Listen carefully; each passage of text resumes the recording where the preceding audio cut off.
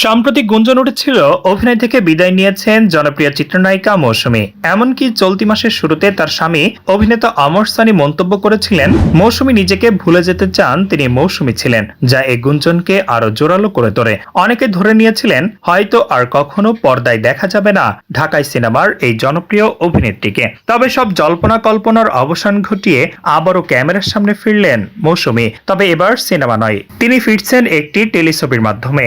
2 বছর ধরে তিনি অবস্থান করছেন যুক্তরাষ্ট্রের নিউ জার্সিতে। মায়ের অসুস্থতা ও মেয়ের পড়াশোনার কারণে পরিবারকে সময় দিচ্ছেন এই অভিনেত্রী।